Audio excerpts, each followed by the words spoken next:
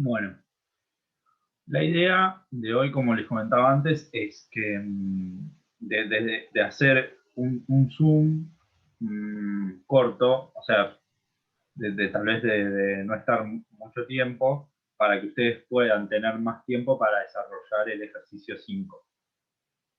Me interesaba que veamos en profundidad el ejercicio 4 para salvar algunos errores que estuve viendo cuando corregimos.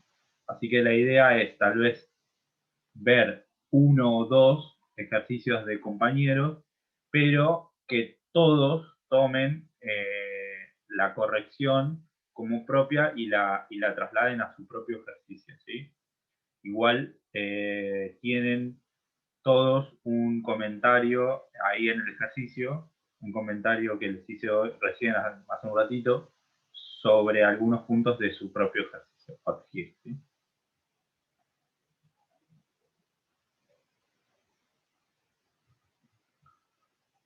Si el ejercicio tiene un 3 de 10, sí, los ejercicios se aprueban el puntaje es de 100 puntos, ¿no? Sabrán que en la universidad se aprueba con 4. Según el estatuto de la universidad, la nota de aprobación es 4 o 40, si es sobre 100, ¿no? Sí, tenés que tener un 40% para que se considere aprobado.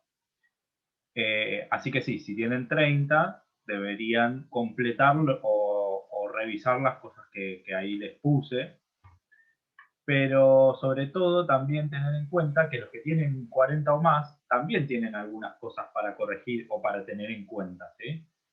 Así que no se conformen con el 40 o el más. O sea, háganlo a conciencia porque si bien al final del año, cuando cerramos la nota, todos los ejercicios tienen que estar aprobados, la nota final sale del TPU, que supongo que en esta semana vamos a empezar con eso, de los parciales y de lo que vamos a hacer en el segundo cuatrimestre, son las jornadas de investigación y de seminario en realidad, que tienen que investigar un material y después hacer un diseño integral en el ejercicio integrado. Esas son las notas que conforman la nota de la materia. Para poder hacer el TPU, para poder hacer todas esas cosas, están los ejercicios. ¿Sí? El ejercicio es el instrumento de aprendizaje de primera instancia, ¿no? En donde ustedes tienen un acercamiento a la temática, pueden equivocarse, corregir, o sea, el ejercicio es para equivocarse, está bien cometer errores en el ejercicio, para así, si nos equivocamos en el ejercicio, vemos el error y lo podemos corregir, en el parcial y en el TPU nos sale bien. Esa es la idea, ¿no? Así que bueno, les decía para los que entraron recién que la idea es ver un ejercicio o dos ejercicios, 4 de algún compañero y que puedan todos tomar la corrección como propia. ¿Sí? Así que, no sé, me gustaría que veamos el ejercicio de Santiago, Lel. No sé si lo puedes compartir, Santiago. Dale, dale, espérame.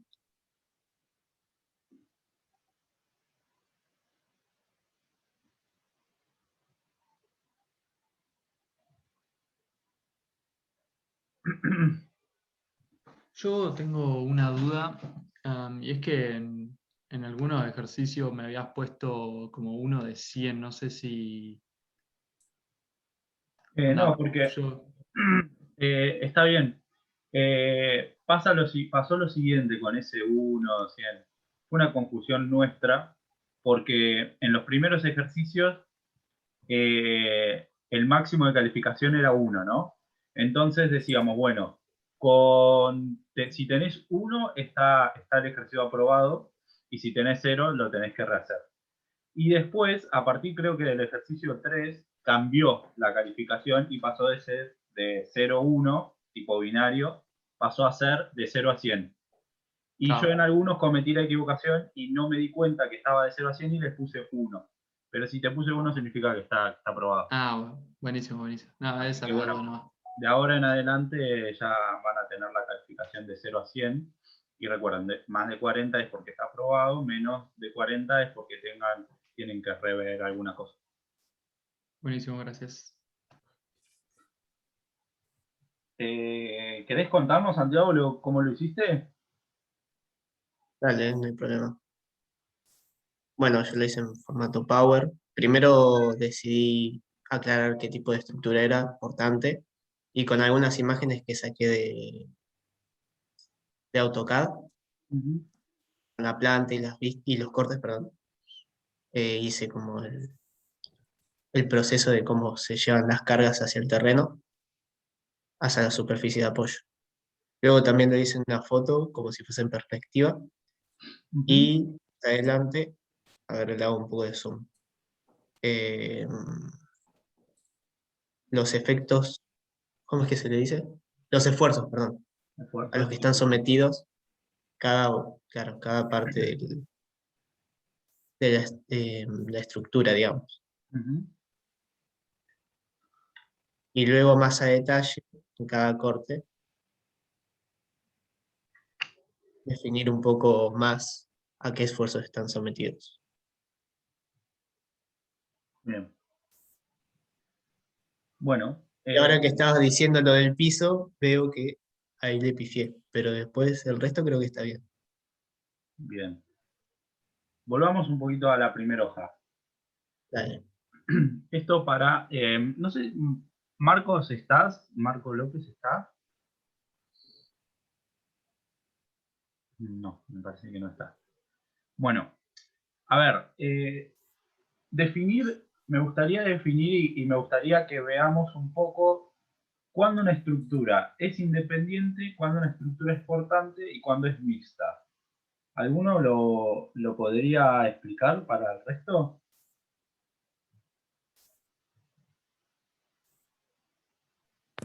Sí, independiente es cuando tipo, está básicamente todas las cargas van por un muro. Después la independiente es cuando está todo separado por vigas, toda la carga se basa en ligas y se va eh, expandiendo todo por por las vigas. Y la mixta es cuando tiene de cada uno. Tipo, están Bien, las dos presentes. bien.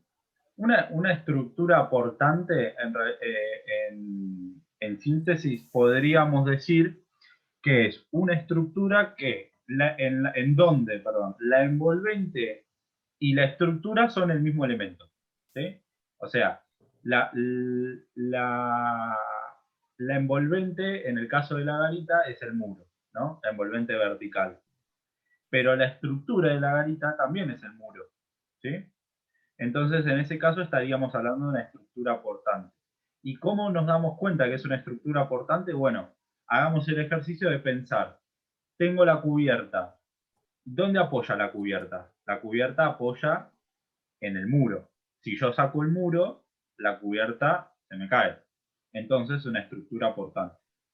En el caso de una estructura independiente, como decía Esteban, tenemos vigas y columnas. ¿Sí? Entonces, hacemos el mismo ejercicio. Por ejemplo, a ver, voy a ver si puedo dibujar.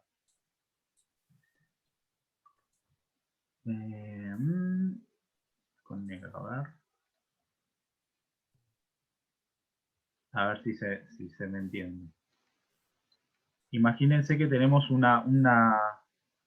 Ay, me salió re feo. Ahí.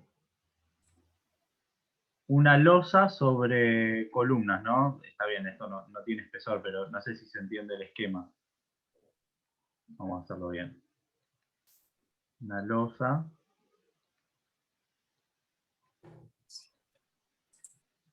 sobre columnas.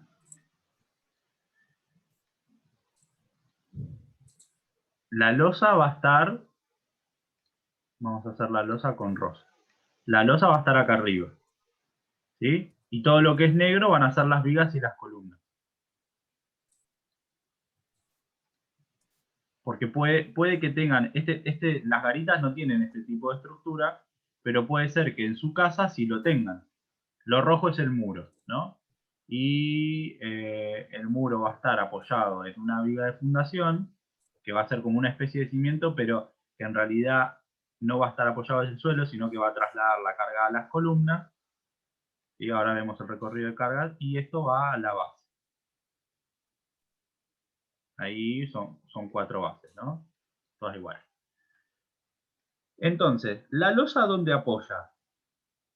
¿En el muro o dónde apoya? A ver si alguien me puede contestar. En la viga. las columnas. En la viga. En la viga. La Primero en losa la viga. apoya en la viga, ¿sí? La viga apoya en las columnas. Y el muro es independiente de todo ese sistema, ¿sí? Yo puedo poner este muro, lo puedo sacar, puedo poner vidrio, lo puedo sacar, puedo poner, no sé, una mimbre, no sé, canastas de mimbre. Y la cubierta siempre va a estar apoyando en la viga. Entonces yo puedo, el muro lo puedo hacer de cualquier cosa, ¿sí? Por eso, por ejemplo, en los edificios que son todos vidriados, por ejemplo los de la costa, para los que viven en Mar del Plata, los edificios son todos vidriados, más allá de que todos los edificios tienen estructura independiente y tienen más de 3 pisos, porque con la estructura de muro portante en realidad no podemos hacer más de 2 pisos, o 2 pisos y un altillo, o sea, no mucho más que eso. O veamos el ejemplo, por ejemplo, de una casa que sea con ventanas muy grandes. Tiene estructura independiente porque no tengo dónde apoyar. Haciendo tantas cosas que ni desayuné. No puedo apoyar la cubierta porque el vidrio no me resistiría mecánicamente. Entonces tengo ese tipo de estructura en donde la cubierta y los entrepisos apoyan en vigas. ¿Sí? Estos son los dos casos. Y después puede haber algún caso de mixto, que tiene un poco de los dos, que es mucho más común de lo que piensan, porque no es que todas las casas son todas de muro portante o todas de estructura independiente. Puede ser que sí, puede ser que no, pero puede ser también que haya algún mix, ¿sí? Eso lo iremos viendo de última en cada caso cuando empiecen a analizar su vivienda propia con la cuestión mecánica, ¿sí? Vamos a tratar de que siempre analicen una parte de su vivienda que tenga muro portante, que es lo que estarían haciendo ahora en la garita, ¿sí? En el modelo de plaza. Pero si ustedes tienen una casa que está de estructura independiente, bueno, no nos va a quedar otra, ¿sí? Porque los que vivan en departamento, en el TPU, ya esto lo vamos a explicar cuando empecemos el TPU, pero se los adelanto. El que tenga un departamento lo que va a hacer es agarrar su departamento, no sé, que está en el piso 10, vamos a suponer, y como está, lo vamos a llevar al terreno, ¿sí? Y vamos a sacar todo el edificio y vamos a quedarnos con el terreno y su departamento apoyado en la tierra, como si tuviese, como si fuese una casa, ¿sí? Y vamos a conservar el techo de losa, ¿sí? Porque arriba de su departamento tienen losa, el techo de su departamento es losa, vamos a conservarlo, pero la losa, en vez de apoyar en columnas y vigas, en vigas y columnas, va a apoyar directamente sobre el muro. Entonces va a ser un muro portante. Bueno, esto que no venía mucho al caso, lo del TPU, lo de la vivienda, pero se los adelanto. Lo que sí es importante que tengan en claro la diferencia entre independiente y estructura portante. Y hagan ese ejercicio. Saco el muro, la cubierta se me cae, no se me cae, es portante, es independiente. Bueno, vamos con el recorrido de carga. ¿Querés acercar un poquito Dale. el corte, el AA? Dale.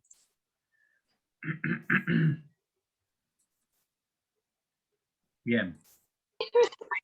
Bueno, acá con el recorrido de carga fue otro de los errores que algunos tuvieron. Por ejemplo, hubo algunos que agarraban y ponían esta flechita, ponían así, como acá.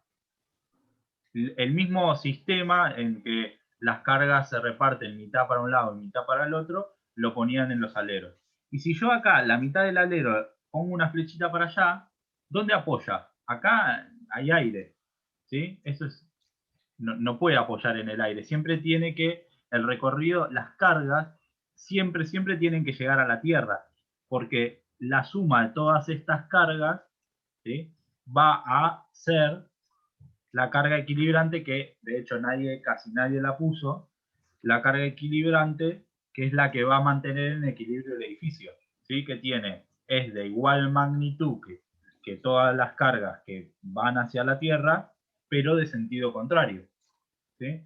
Entonces, las cargas siempre tienen que llegar al suelo, ¿sí? Entonces usemos la lógica. Si yo pongo una carga que va para allá, nunca va a poder llegar al suelo, ¿sí? El recorrido tiene que ser siempre por dentro de los subsistemas, porque también otros ponen la flecha por fuera, ¿sí? Y eso también es un indicador, porque el esfuerzo no está por fuera del subsistema, está por dentro. En este caso está bien, como lo hace Santiago, que lo pone dentro del subsistema, ¿sí? Del subsistema muro, del subsistema cubierto. Ah, me faltó el equilibrante. Claro, faltó el equilibrante. Y después, nosotros teníamos en la teórica y teníamos que identificar acá las cargas permanentes y las cargas accidentales. Entonces, las cargas permanentes, por ejemplo, es el peso de los materiales. El peso de los materiales está dado por su peso específico y siempre tienden a ir hacia abajo por la gravedad. Entonces está bien, el peso o las cargas permanentes de la cubierta se marcarían así, ¿sí?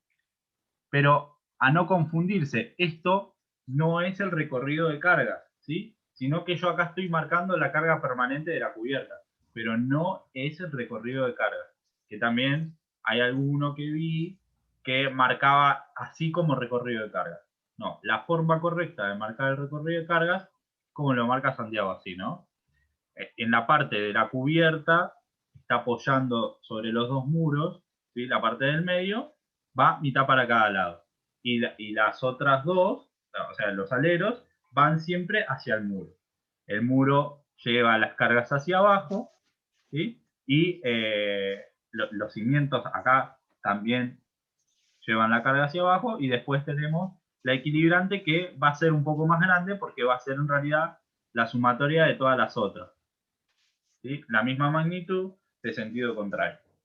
Y lo mismo para el corte BB.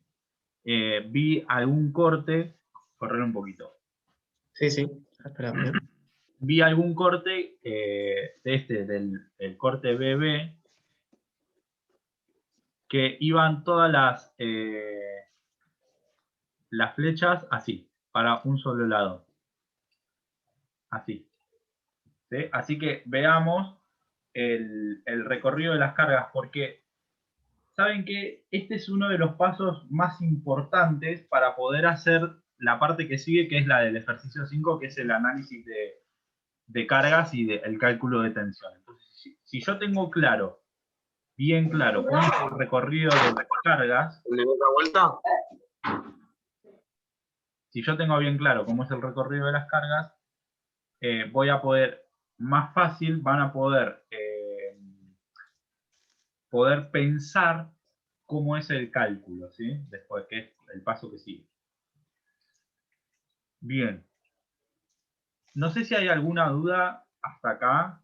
No sé si alguno pudo identificar alguno de estos errores que estábamos hablando y tenga alguna duda sobre ello.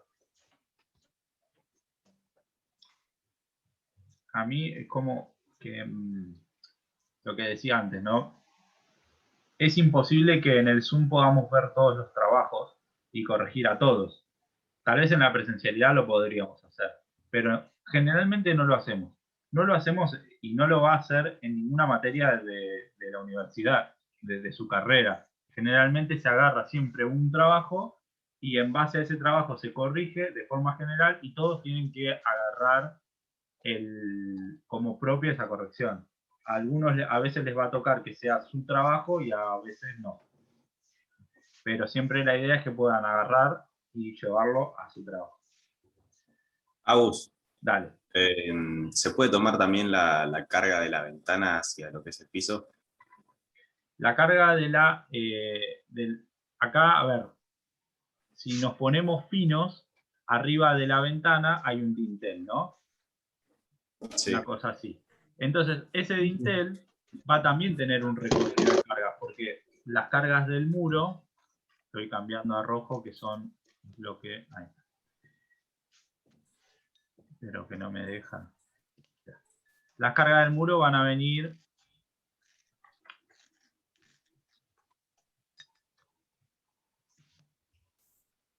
Esperen que estoy un poco manco, no sé qué me pasa.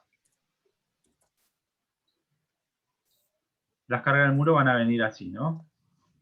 Cuando lleguen al dintel, va a pasar lo mismo que en la cubierta. Van a ir mitad para un lado y mitad para el otro. Y van a seguir bajando. Esto va a ser así. Y esto va a ser así. ¿Sí? Y en el piso, ¿cuál es el recorrido de cargas del piso? El piso es algo que nadie tocó. Casi nadie tocó el piso. El recorrido de cargas en el piso es siempre para abajo. Lo hice. ¿Eh? Yo Sí, lo bueno. hice, Macarena. Sí. No, Yo perdón que marqué el generalizo, piso digo, como reacción equilibrante del terreno. casi nadie lo hizo. ¿Cómo? Yo marqué el piso como la reacción equilibrante del terreno, con las flechitas para arriba, como estaba en el teórico. Claro. Pues también, todas estas flechitas que yo marco en el piso, bueno, después van a tener su equilibrante por debajo. Y vamos a tener la equilibrante de los muros, que es lo que decía antes. Que va a estar así. ¿Sí? Es importante que marquen las reacciones equilibrantes. No digo que nadie lo haya hecho, pero la mayoría no analizó el piso, ni el recorrido de cargas, ni las deformaciones. Vamos a los esfuerzos y deformaciones. ¿Cuál es esta primera imagen o a la segunda diapositiva? No, al que lo vemos en corte. Ah, Ahí en el AA, vamos a ver. Vamos a ver el corte AA. ok. Acá podemos identificar que tenemos flexión en la cubierta y compresión en los muros. Y vamos a tener, en el caso del piso, que hago la aclaración, tal vez se confundió la semana pasada cuando dije, en el piso podemos tener dos opciones. Si el piso está apoyado en el terreno, ¿sí? Vamos a tener esfuerzo de compresión. Nada más, el piso va a estar comprimido, porque está todo apoyado en el terreno. En el caso de, por ejemplo, la casa Farnsworth de Mies van der Rohe, que el piso está elevado del terreno, ¿sí? Tiene unas columnas, tiene el terreno por acá abajo y tiene el piso por acá encima. Ahí sí, el piso va a estar flexionado, pero se encuentra separado del suelo. En el caso de que esté apoyado, que esté apoyado todo en el suelo, va a estar comprimido solamente. Entonces, vamos a ver el tema de la flexión en la cubierta. Revisen igual, yo a algunos les puse que revisen cómo son los esfuerzos y deformaciones que se dicen en la teórica, pero esta sería como la manera correcta de marcar el esfuerzo de flexión. Yo tengo un apoyo acá y un apoyo acá. Entonces, si yo le aplico una carga, que va a ser la carga permanente de la cubierta, el peso, también puede ser la lluvia, podría ser nieve, podría ser muchas cosas, la deformación de la cubierta va a ser así. ¿Sí? Es como si yo agarro una hoja de papel. Tengo una hoja de papel. ¿Sí? La agarro de los extremos y ven cómo se deforma. Esa es la deformación de la cubierta. Y de los aleros es como la marcó Santiago. Así. Que es por ejemplo, yo tengo mi hoja de papel. Ven que justo está doblada. Tengo mi hoja de papel. Y yo en vez de agarrarla de la punta, la agarro de acá. No este es el mejor ejemplo porque está doblada. Miren esto. Me voy a agarrarla de la punta, le pongo un alero. Entonces va a ser así la deformación. ¿Se ve? Como que el alero se cae por el esfuerzo, por el peso que tiene. Entonces esa va a ser la deformación. El esfuerzo es flexión. La deformación que tiene es esta que marca Santiago con línea punteada. ¿Sí? En el caso de los muros que están comprimidos, ¿sí? El esfuerzo es compresión y la deformación es, como lo explicaban en la teórica, cuando tenemos compresión, se acorta y se ensancha. Estas deformaciones son invisibles a los ojos. Obviamente nunca vamos a ver una estructura que esté así de deformada, y si la vemos así de deformada, salgan corriendo. No se metan ahí abajo. ¿Sí? Las deformaciones son invisibles a los ojos. Pero están y las tenemos que analizar.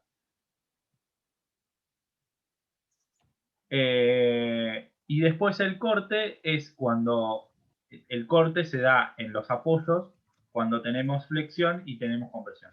En este caso se da y se nota mucho más, y el esfuerzo de corte lo van a ver en profundidad cuando estén en estructuras 2, el año que viene no, sino el siguiente, cuando vean estructuras de hormigón, cuando vean cómo se calculan las vigas, las columnas, las losas de hormigón, ahí van a ver en profundidad el esfuerzo de corte, ¿sí?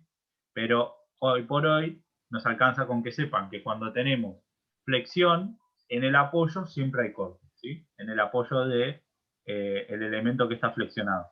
El elemento que está flexionado en este caso es la cubierta que apoya en el muro, ¿sí? Y cuando tenemos flexión, en el apoyo tenemos corte. Bueno. ¿Alguna duda? Yo te iba a preguntar por justo el piso, si tenía ese esfuerzo o esa deformación de corte. Ya explicaste que tracción no tenía, pero corte. El piso no, porque primero que tenemos corte cuando tenemos flexión, para empezar. Entonces, no tenemos, como no tenemos flexión, no tenemos corte. Y aparte, acá el piso es independiente del resto de la estructura, ¿sí? Está apoyado sobre el suelo, pero es independiente de los muros. En el caso de que el piso estuviese elevado, como el ejemplo de la casa Farnsworth, el piso está apoyado sobre vigas y las vigas están apoyadas sobre las columnas. Entonces, en ese caso, como si hay flexión, tenemos corte. ¿Sí? Entonces, en este caso, Santiago lo que debería hacer es cambiar el esfuerzo del piso y sacar el corte que está ahí abajo, ¿no? Entonces, todo el elemento muro, desde que arranca hasta el cimiento, está comprimido, y el piso también está comprimido. Y el corte solo lo tenemos en la parte superior. Y después fíjense que Santiago marca, si bien marca la flexión en la cubierta, después marca, saben que la flexión es un esfuerzo que se compone de otros dos esfuerzos, que son la compresión y la tracción. Entonces marca dónde está la compresión y dónde está la tracción en el caso de la cubierta entre los muros, y en el caso de los aleros cambia, la tracción está arriba y la compresión está abajo, porque al cambiar la deformación, fíjense, sabemos que en la compresión las fibras se acercan, se acortan y se ensanchan. Y en la tracción, al contrario, se alejan las fibras, por lo que el elemento se estira. Entonces fíjense que cuando la curva es así, la compresión está arriba porque las fibras de arriba se acercan. Y la tracción está abajo porque las fibras de abajo se alejan. En el caso del alero, al ser al revés, fíjense que la compresión está abajo porque las fibras se acercan abajo y se alejan arriba. Entonces la tracción está arriba. ¿Sí? Las fibras del material. Bien. ¿Alguna duda? ¿Hasta acá? Yo no entendí lo que explicaste recién, Bien. Vamos, lo de flexión. bueno. En la teórica había quedan 3 minutos. Si se corta, nos volvemos a unir en el mismo link, ¿sí? En la teórica estaba este ejemplo, ¿no?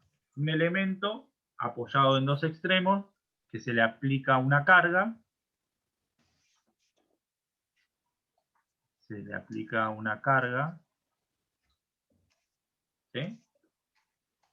Y se va a deformar a la flexión. ¿Cómo se deformaba? Bueno, exageradamente se deformaba así.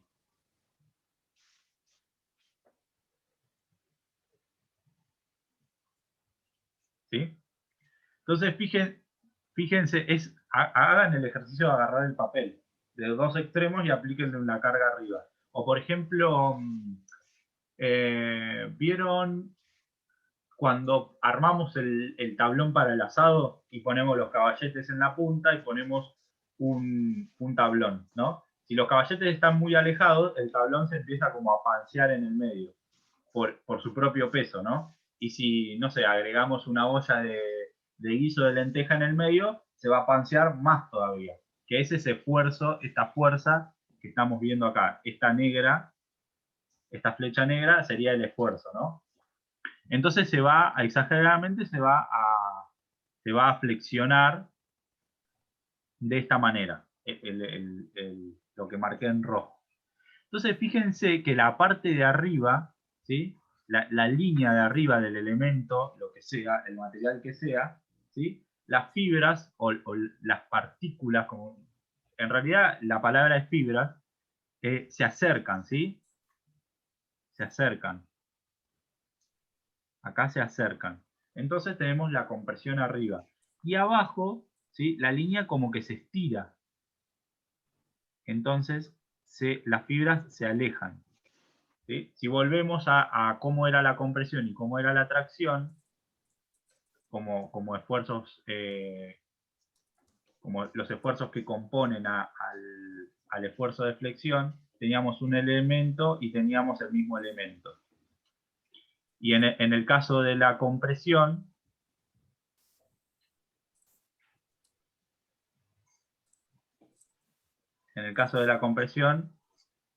las flechas iban hacia el elemento y en el caso de la tracción, perdón, no domino bien la flechita. En el caso de la tracción se alejaba. Entonces, ¿cómo eran las deformaciones de estos elementos? A compresión y a tracción. En este caso, este se acortaba y se ensanchaba. Ay, no me sale. Ahí. Así. Y en este caso, este se estiraba y se hacía más delgado. Esta era como la deformación de tracción. Porque en una la estoy apretando, imagínense que tenemos una esponja de